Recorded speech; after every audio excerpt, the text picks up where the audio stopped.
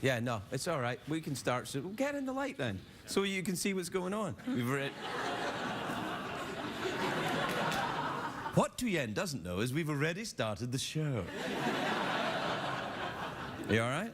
Yes. I think really, Tuyen, people are not. You don't have enough makeup to make this okay. You look perfect. Thank you very much indeed. Thanks, Tuyen.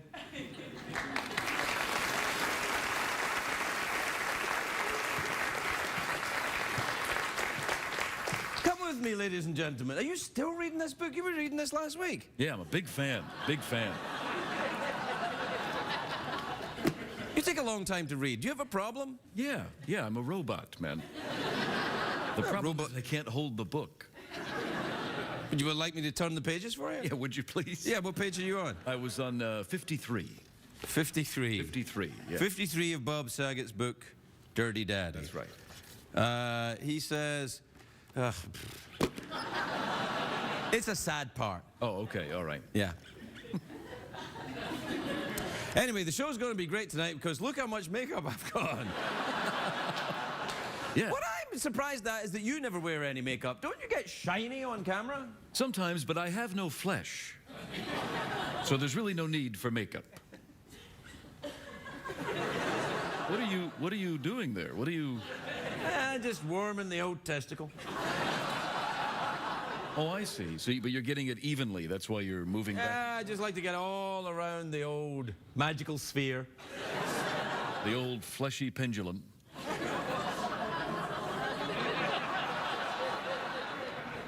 Do you know, sometimes, Jeff, I think you go too far. Oh, yeah. Well, I'm always made aware of that when the audience goes, ooh. Ooh, I know. Ooh. Well, I think they were trying to make you aware of it there when they did their ooh noises. But the thing is, when the audience oohs, sometimes I think you go too far, and then the audience oohs, and I think, you haven't gone far enough. That's right. They have still breath left for an ooh. We want them to scream. No, I don't think we do. No, you don't want them to scream. No. I think the sound of, 110 hobos screaming would be awful. Sorry, everybody. Traveling folk. Right, traveling. Sure. Riding the rails. Is that a sex thing? No, yeah. You rode the rails for a time, didn't you? Yeah, with my fleshy pendulum. Come on, man. No, man. Come on. Cut it out. You did. You roamed from town to town. That's true. I've traveled this great nation. I've seen a lot of things, met a lot of people. And what's the greatest thing you've learned, Jeff? The greatest thing I've learned is don't take the steam train to Cleveland.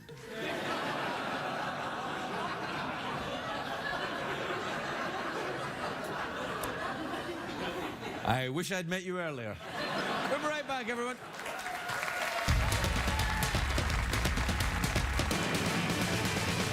It's hard to stay up, it's been a long, long day, and you've got the Sandman at the door. But hang on, leave the TV on, and let's do it anyway. It's okay, you can always sleep through work tomorrow, okay? Hey, tomorrow's just your future yesterday. The Late Late Show with Craig Ferguson, sponsored by Denny's. Welcome to America's Diner. Ladies and gentlemen, Craig Ferguson.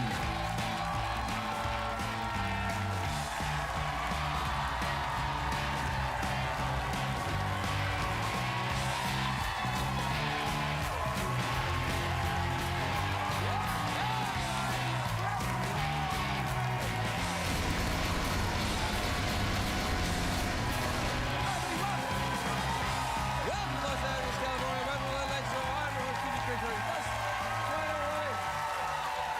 All right, thanks. Okay. That's fine. Thanks, everybody. That's great. Really very good. Please sit down, relax. It's great. That's great. Very good. Well done, everybody. They're very good, aren't they? They're very good. Very, very good. Very sexy. Very sexy.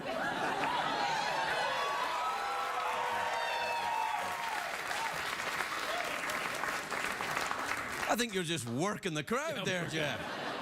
Or maybe you'd like to work the crowd. Have you ever worked the crowd? Yeah, I've worked the crowd a couple of times, yeah. You want to see? I worked the crowd once in the 80s. It's a great day for America, everybody. It is. Friday, of course. It's Friday. Oh, thank goodness it's Friday. Tomorrow is the summer solstice, the longest day of the year. Greg, what about that time Regis Philbin was on the show? No, that only seemed like the longest day of the year. If you know anything about me, you know this is the day I look forward to all year. This is Take Your Dog to Work Day. We don't participate anymore on this show after last year. Pieces of Jeff ended up buried all over CBS. Shocking. Little doggy want a bone? Little doggy took a bone and hid it where there's somewhere safe. Yeah, I understand. Yeah. Yeah. No, I see what you're doing. Yeah, all right, yeah. The news. Did you see that Hillary Clinton, did you like that thing I did there? I like that, was good. It's like, I just thought of something. Hillary Clinton was giving a speech today in Austin. Craig, how do you know? No, because I just do, all right? Hillary Clinton gave a speech today in Austin, Texas. She's traveling solo, which is good because the last time she was in Texas, she brought Bill with her, and it was very embarrassing. Everything's bigger in Texas. Let me show you. You know he's still trying to get on Ellen. He's still trying to get on Ellen. Yeah.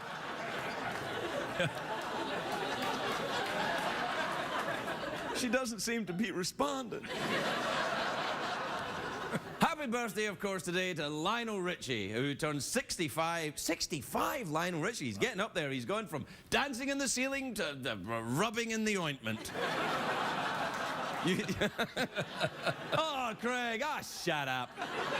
What about you, Jeff? You got any? Yeah, he's gone from dancing on the ceiling to falling in the shower. Oh, okay. Oh. That's actually horrible. Yeah, come on. All right, he's gone from dancing in the ceiling to rolling in the scooter.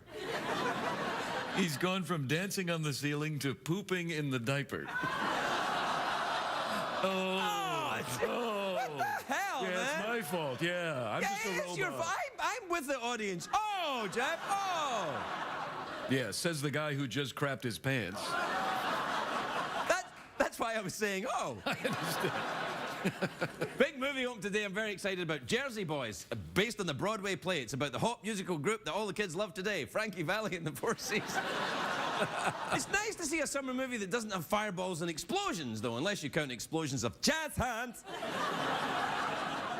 Frankie Valli and the Four Seasons had a string of hits. There was Big Girls Don't Cry and Gangnam Style, Single Ladies Who Let the Dogs Out, the Macarena.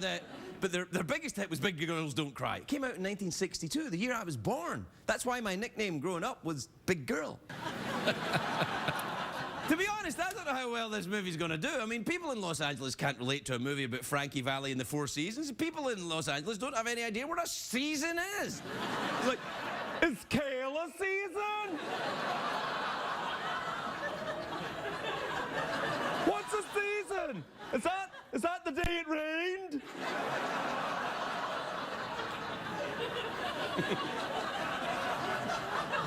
You know, I met Frankie Valli once. I really did. He's a tough Italian dude like Frank Sinatra or Robert De Niro or Madonna. And But it's really weird because he sings, he sings with a really high voice. You know, But when I met him, it was a morning TV show in New York, and I was like, oh, very nice to meet you. And he was like, hey, how you doing? He was like, hey, big girls don't cry.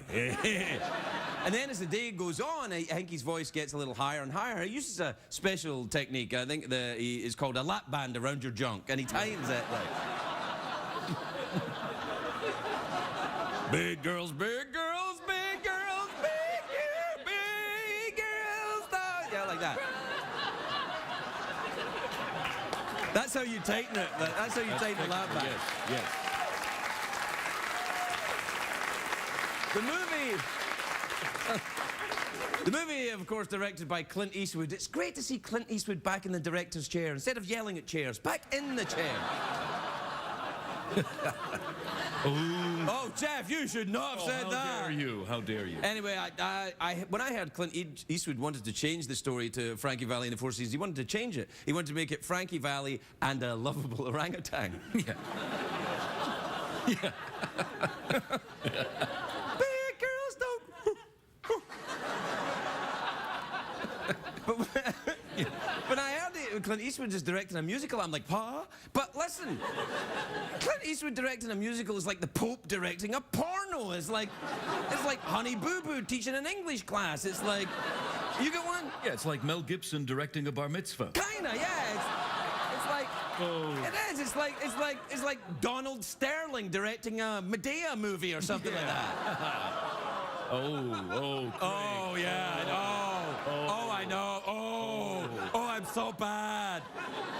I think Clint Eastwood should remake some of his old movies, turn them into musicals. You know? Yeah. Do you feel lucky, punk? How many bullets were in my gun? I don't know. With all the excitement, I don't know.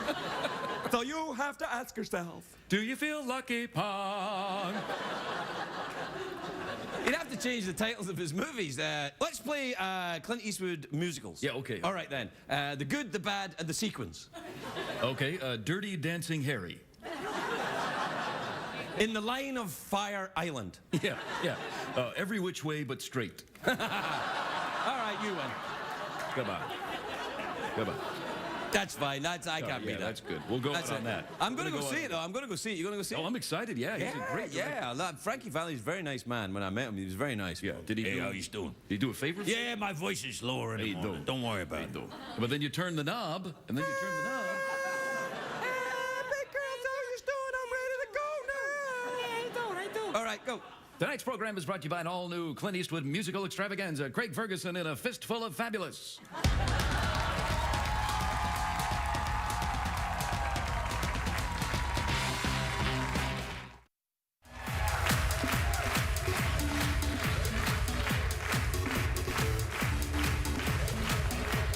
Welcome back, everybody. Welcome back. Something a little different tonight. Something a little different. I have a wildlife expert who's also a best-selling author of the book The Blue Day Book. And it's got a picture of Larry King on the cover.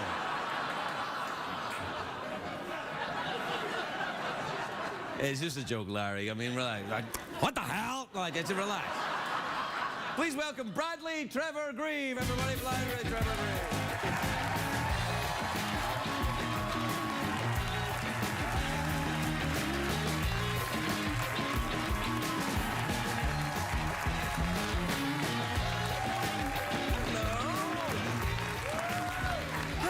Hello, Bradley. That's just lovely. You've even brought an animal right away. I did. This little fellow is a fennec, which is Arabic for fox. He's a desert fox from the Sahara. Well, hello to you. You can pat his little fluffy tail if you like, but he's a bit of a nipper. Well, then you can hang on to him. There you are. Ooh, there you go. So these are actually the smallest dog species, the smallest canid in the world. That's a dog? It's a canid, yes, a family of dogs. Where did you get him? Well, someone had him as a pet. It was a very poor choice, Yes. and they realized he was a very antisocial pet because, of course, he's up all night digging for grubs to your carpet and defecating in your sock drawer. And I've got a 3-year-old son who seems much the same, actually. you know, my nana was a biter. Really? Yeah, towards the end, she was biting everybody. Dear. We loved her all the same. Well, that's nice. So if you want to have a smell... Sure. Oh, I thought you meant... Oh, right, yeah. Oh. Well, what's that? It's actually pretty good for a fox. It has no anal glands, which is why... That's why I smelled a cologne. That's me. It is you. Let me... It's you. I smell. Oh. It's Tear by M.A.'s. That was very nice. I know, but it translates to Look at dirt. you, yeah. Dirt, I know.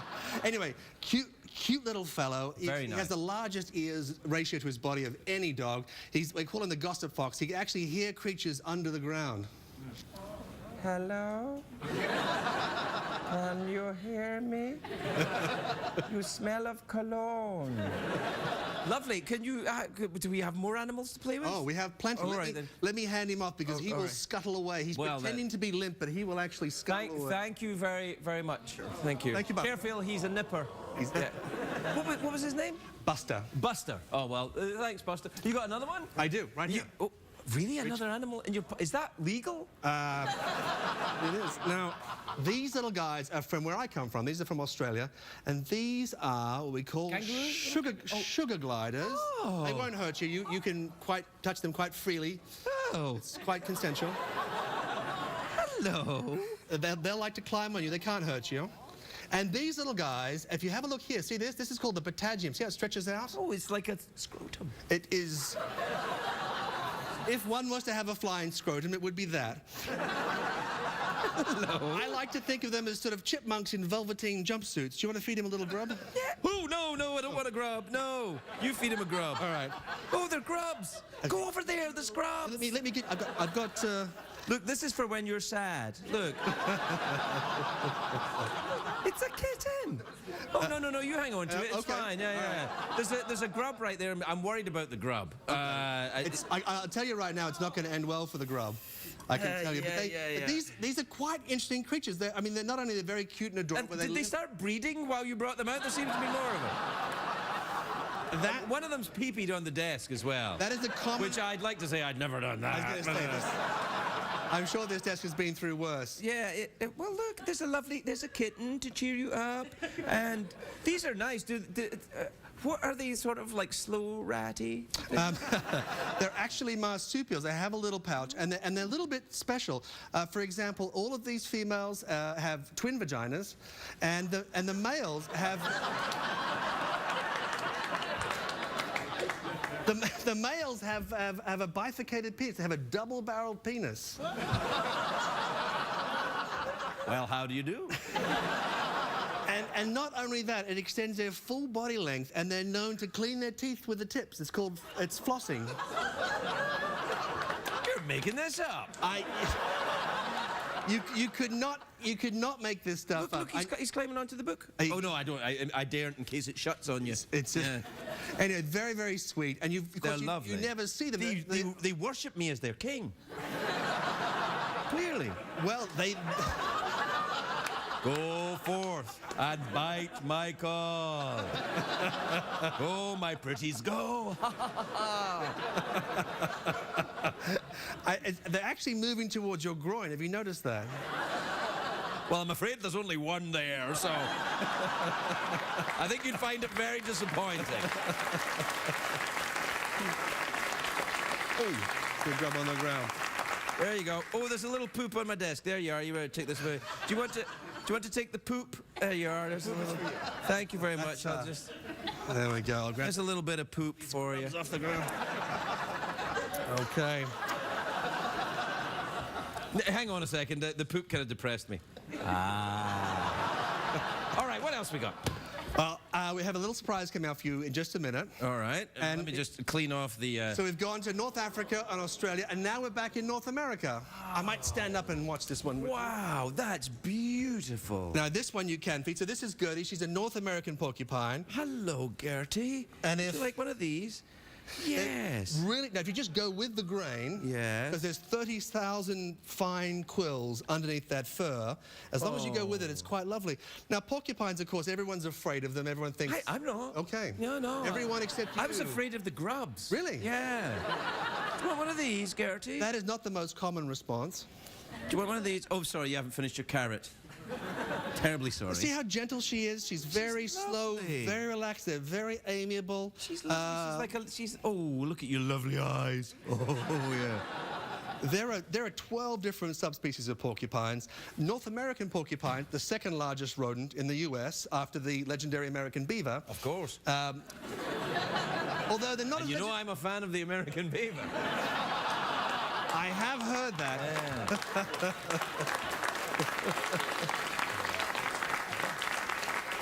Well, of course, the North American beaver used to be the stuff of legend. Back in the end of the Ice Age, they were 8 foot from top to bottom.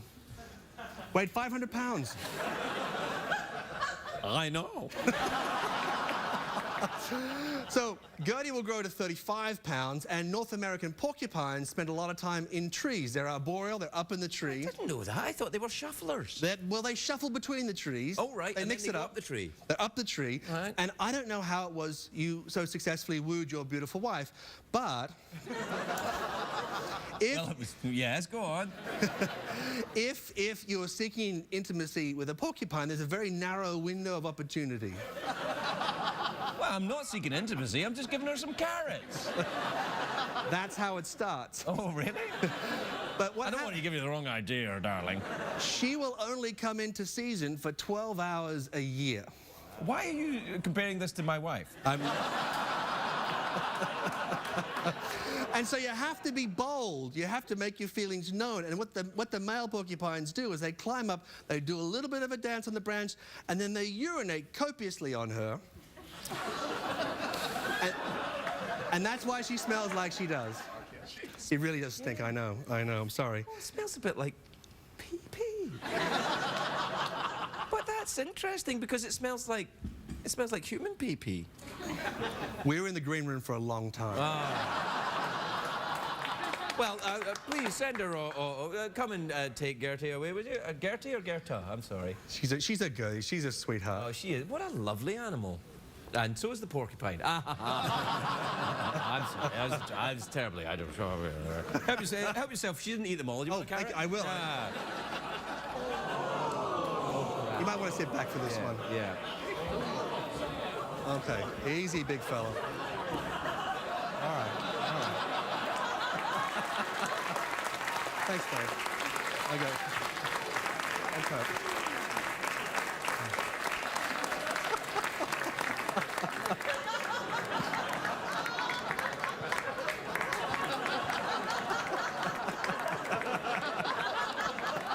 So, what you got there, big time?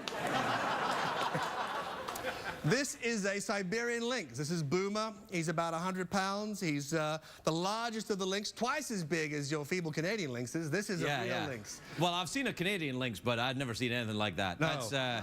That's enormous. And despite being a very large predator, and he's very gifted, he's almost impossible to hear him coming. He has specially padded feet. That's like me. Just like you.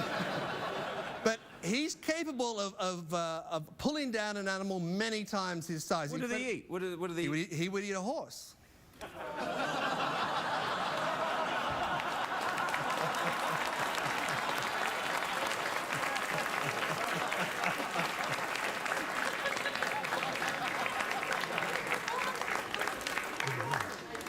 He would definitely eat a horse if a horse was to come past here. He looks to me like that animal would do whatever he wants to do. Anyway, these guys are, of course, fearsome predators, but they share their territory with Russian bears, which are enormous, with Siberian tigers, the largest of all tigers, and, of course, Siberian grey wolves. So they have to be elusive and strike quickly and get their prey out of the area. Otherwise, a bigger animal or a pack of wolves will take it off them. So if, I'm not saying he will, but if he was to kill a certain horse, he would immediately drag it up behind the audience so that no one could take it off him.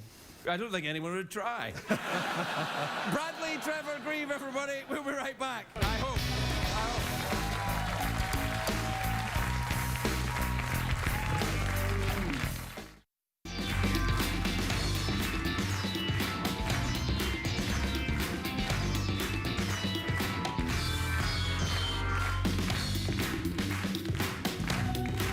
Welcome back, everybody. Welcome back. My next guest is a beautiful actress and my friend. Her latest film, Third Person, is in theaters now. Take a look at this. Maria Bello, everybody. Maria Bello.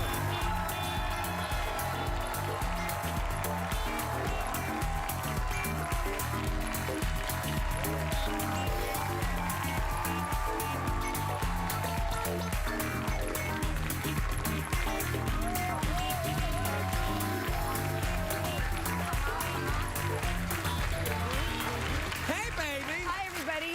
Hey, you look funky. Thank you. I'm Yes. only funky because this is the honest to God truth. I was doing a press junket all day. I put my dress on for the premiere, this really fabulous Franco Kaufman dress. And I realized when I sat down, my whole boob would come out. That's okay. Yeah, really, if I sat like this, it would go boink. Is that a problem? Do that again.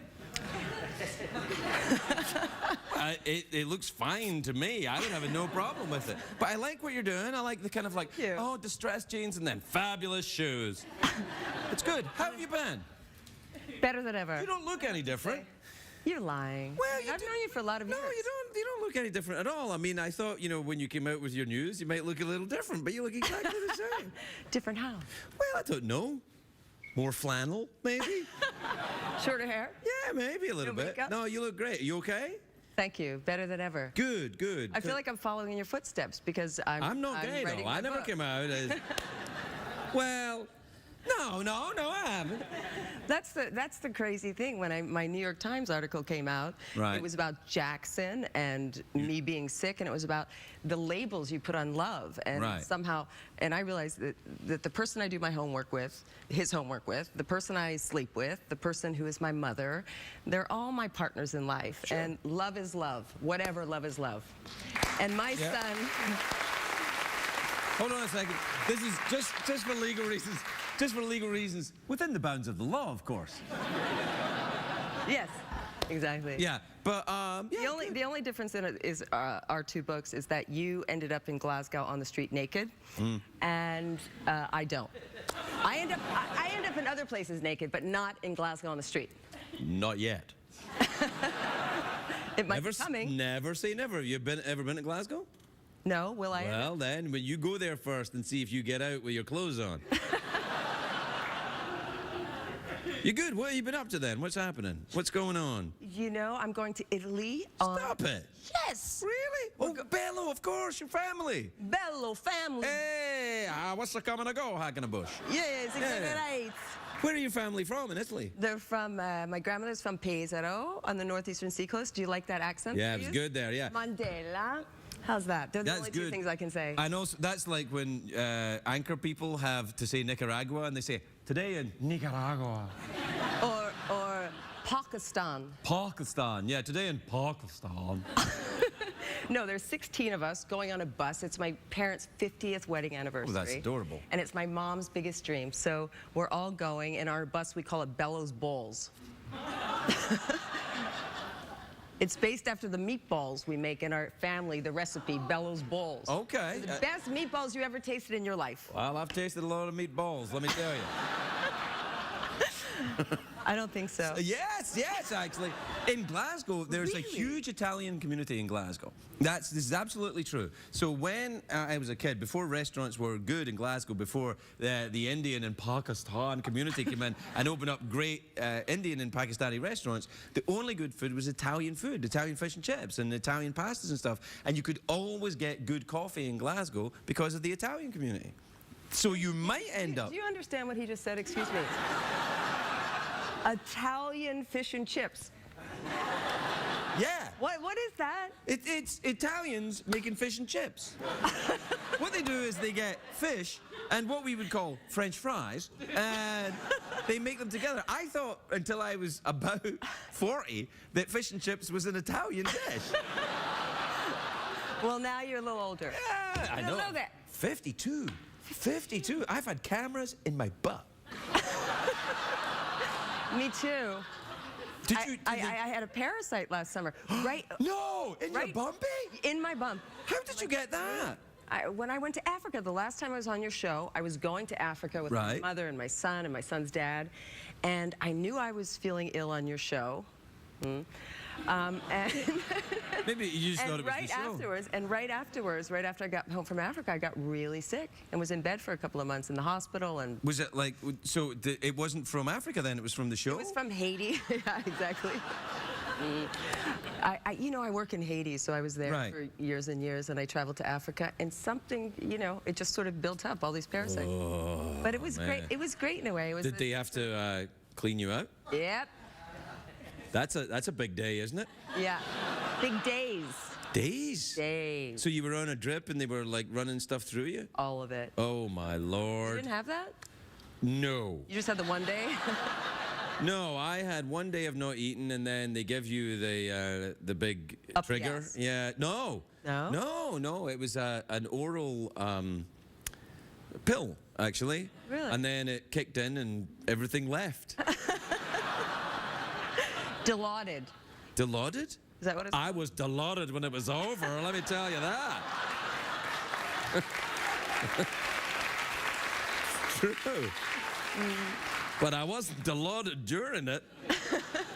No, so you had a parasite? That's outrageous. And then what happened? So that goes away, and then you went to Italy? No, you're not going to. You haven't been to Italy yet. Going to. Right. And Okay. now I'm doing press for third person. Right, you're doing. Oh, you did the movie, of course. The Yes, movie. the That's movie, what the I'm movie. trying. Back to The the movie movie, looks which- great. That's Mila's in it. Mila's a friend of mine too. Did you guys get on all right? She is wonderful. Isn't she gorgeous? Gorgeous. I know. And authentic and real and I know, down to she's earth, a and she makes me beautiful woman. laugh. And a great actress. Yeah, I know. To do those scenes with her, I was overjoyed. No, she's Like, the real deal. She really is. Really She's, is. yeah, And by the something way, she's pregnant, which everybody knows now. She's like this big. I told you before I gained 72 pounds when I was pregnant. I was like a $192. I was. else. That's a lot. And she's That's a lot for you. It's That, not. yeah. And my Did you friend- get so my- fat? Because like my wife, when she got pregnant in the last month, her eyes started to get squished. I was like, "You okay, baby?" She was like, "No, my eyes are getting squished." Was she wearing your shoes by the end? Oh man, Pregnancy? she wasn't wearing anybody's shoes. It was just like, "Wah." And there was hair on her feet. Yeah. That was me. Yeah. It was like Lord of the Rings where my eyes were. But you know, but still beautiful. You know, just still beautiful, but like different kind of beautiful. Well, I have to say you're lying a little bit, because my son's dad and my friends told me while I was pregnant, "You look so beautiful." And I would say, "I'm really heavy." And they'd be like, "No, you're gorgeous." Then after I had Jack, they were like, "You were really big. You were big." Well, that may be so, but I'm not lying about with my wife. With Megan, you know, she was like, well, I think we were still, you know, yeah. Oh, really? Oh, like on the way to the hospital. No. Yeah. Really? Yeah. All I was that doing woman was does hugging. it for me. I'm telling you, I'm like, yeah. She's like, "My feet are hairy, my eyes are squished." I'm like, I love you anyway. Or more because of it. Yeah. True story. Yeah, it's true. That's crazy. I just hugged a pillow and ate bagels. Yeah, I did that when she was in the delivery room. Yeah. I can't believe what I'm seeing. Did they offer you a mirror when you had Jackson? Like, so yeah. Yes, they did. And I Yeah. was so, you know, it was 22 hours in a thunderstorm without an aspirin. I gave birth at home. And they said I was in transition. And the midwife said, "That's a good thing. It means baby's coming." I was like, "Get the baby out! I don't like transition!" And suddenly she put the mirror there and I saw his head. And all I said was, "Come on, buddy, we can do it." Then he came out. Do you know what would be weird? If the head came out and then you said something and he went back in. Then what do you do? I'd be like, "No, I'm staying in here." Mom, you're... I kind of freaked myself out a little bit there. Did you see him being delivered? Oh yeah, I saw everything. Catch. Mm-hmm. Cut. Mm-hmm. And clean. Oh. Just the floor. Not the fur? No.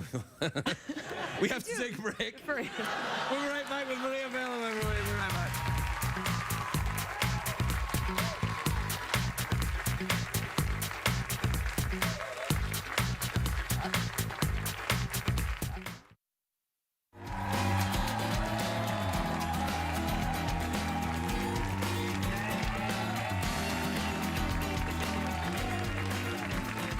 And it's over. You don't have to think about it anymore. It's a good thing.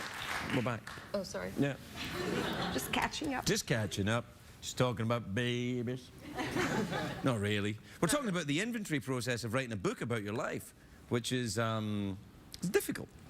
It's very difficult. I was saying when he and I met, he was in the process of writing his book.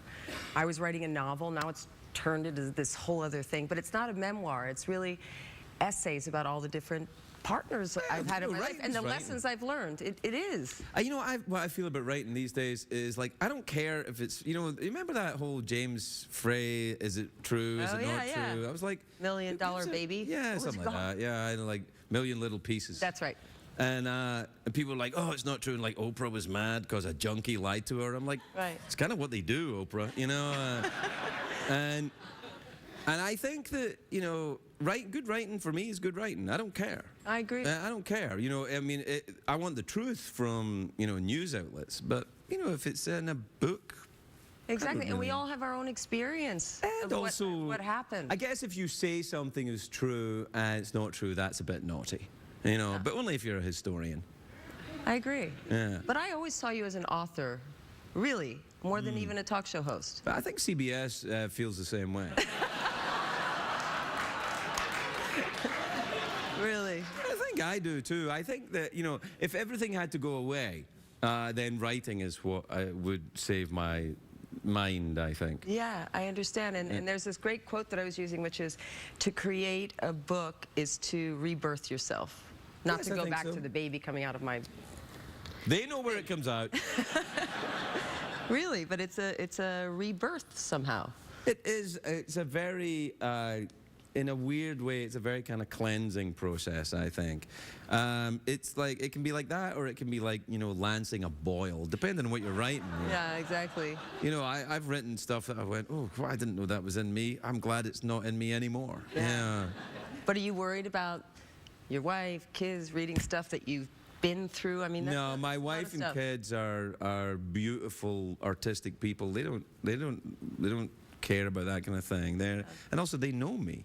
Yeah. You know, it's like there's a difference between, you know, I think knowing an artist and knowing their work.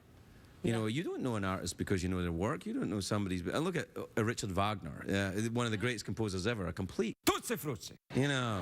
Yeah, So, you know, choose. You know. I'm with you completely. It's But it's an odd business. here's the thing: when they're teenagers and the friends start to Google your mom and she's naked on the internet, that's a little, Yeah, That could be a little bit yeah, but that'll pass, you know, and then he'll be like, then he'll realize just how cool you are, which is very cool indeed. that's nice to say. Maria Bello, everybody.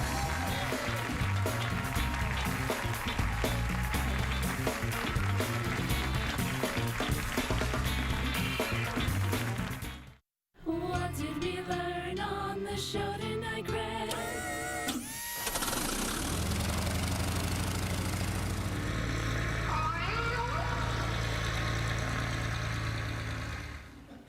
If cats could do that, I'd get one.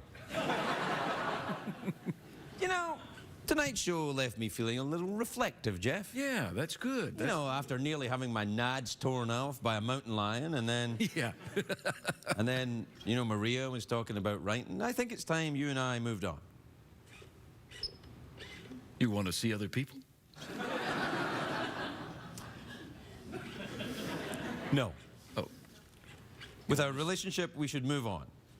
together like hobos traveling the world?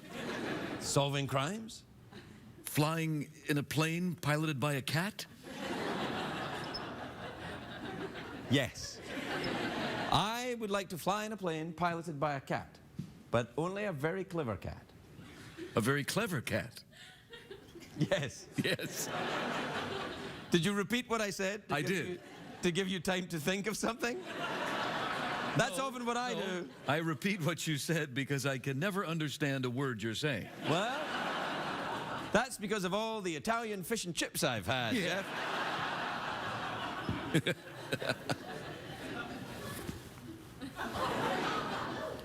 3 nipples.